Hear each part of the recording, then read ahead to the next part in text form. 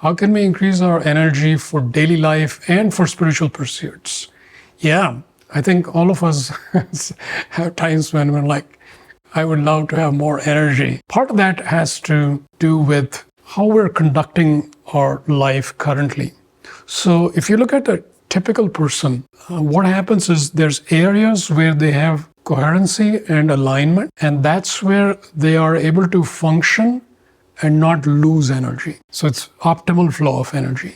There's other areas where there's relatively more chaos, and it's almost like energy is being drained. And this draining of energy is also not really useful because it's not really helping us move towards what we really want. Because of that, we may feel a lack of energy. So the first big area I would point at is identify aspects of your life that are mostly causing a drain. And you can intuit this. It may not be terribly hard because those are areas where you are perhaps not aligned with your higher purpose. And sometimes it's a change you can make right away. Sometimes it may take some time. But you start moving in that direction where you are no longer losing energy, whether it's certain activities, certain types of relationships, whatever that might be. Secondly, I would say start tapping into the source of all energy. So it turns out there's a source of infinite energy. You and I are connected to that, and you and I came from that. So that's really good news because the more we're able to have a high quality connection, that energy can fuel us, and it can really fuel us for all the pursuits that are worthy and aligned with our purpose. So this idea of tapping into higher source starts with increasing inner awareness, because we often feel lack of physical energy perhaps. But then when we see that the physicality is just this outer aspect of us, we have a subtle energetic body, and start getting in touch with your subtle energy body, because then you are getting deeper to the source. You're getting deeper into behind this physicality, I have this subtle energy and what's going on there. So as you start tuning into your own subtle energy body, then you start seeing a lot more what's going on and perhaps what's getting in the way, in the flow of energy. Then there are practices you can do as you get in touch with your subtle energy system, where you can connect more consciously with source, with the cosmic sun. I have a practice, for example, called River of Light in my book, Just Be.